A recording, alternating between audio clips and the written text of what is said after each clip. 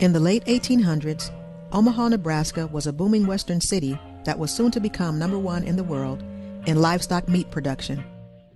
In the early 1900s, nearly 80% of Omaha's population, of an estimated 125,000 people, had livestock-related jobs. These workers were primarily of European descent, and from 1910 to 1919, their participation in labor strikes and the First World War left many vacancies at the meat packaging plants. To fill the void, company owners vigorously recruited blacks in the southern states. There were ads in papers in Omaha and throughout the South that beckoned blacks to come north to better wages and living conditions. The wages that blacks were paid at the Omaha plants were lower than white workers, but it was significantly more money than they could earn in the South. Hundreds of blacks began to replace white plant workers, and by 1915, a burgeoning black community was established near the meat packaging plants in South Omaha and the near north side of the city. A new African-American newspaper called The Monitor began circulation in the summer of 1915. The Monitor was published weekly with news stories, columns, and advertising that was vital to establishing a strong sense of community among blacks in Omaha. By 1920, over 10,000 African Americans were living in Omaha.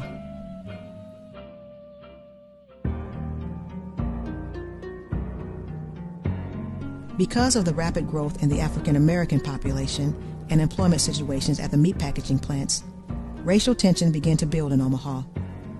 This tension culminated in the summer of 1919, when one plant worker in particular met a horrible fate. This was the period of red hot summer.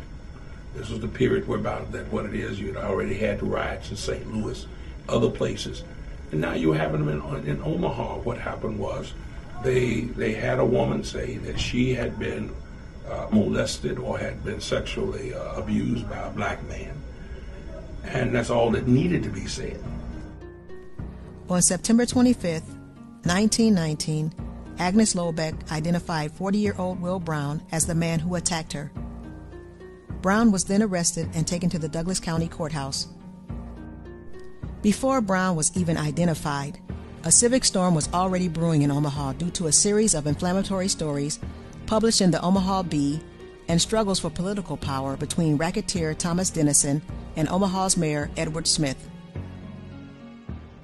What's interesting is that the mayor attempted to keep them from taking Will Brown out of jail, and he suffered from an inch of his life being taken from him. And that was really the intent from the very beginning, to really kill him, as well as to bring about the racial tension even more so. On the evening of September 28, 1919, a crowd of an estimated 5,000 to 10,000 people gathered outside the Douglas County Courthouse and demanded that Brown be handed over to them. Inside the courthouse, a frightened judge and other prisoners sent a note down to the crowd, saying that they would surrender Brown. The bloodthirsty crowd could not wait, and rushed into the courthouse to seize Brown. Once in the hands of the crowd, Brown was beaten, hung from a lamppost, and shot more than 100 times. Actor Henry Fonda, at the time just 14 years old, witnessed the horrendous event from a second-story window at his father's printing company across the street from the courthouse.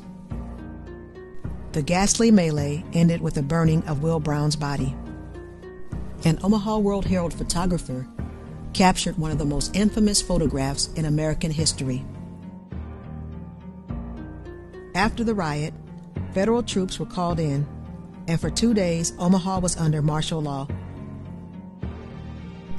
Even though over 100 people were arrested in connection with the riot and the murder of Will Brown, no one was charged. For Omaha's black community, an editorial picture published in the Monitor spoke volumes. Will Brown was buried in 1919 in an unmarked grave in Powder's Field at Forest Lawn Cemetery in Omaha. 90 years later, in July of 2009, a man from Riverside, California, Chris Hebert, who has no ties to the city of Omaha and has never visited before, was moved to pay $450 of his own money for a marker for Will Brown's grave. Hebert said that he watched a special on actor Henry Fonda, which mentioned the riot and how it affected his life and his acting career. Hebert also said that he hopes people will stop by the headstone and reflect on what happened to Will Brown in 1919, so that we may never let ourselves sink again to this level of inhumanity.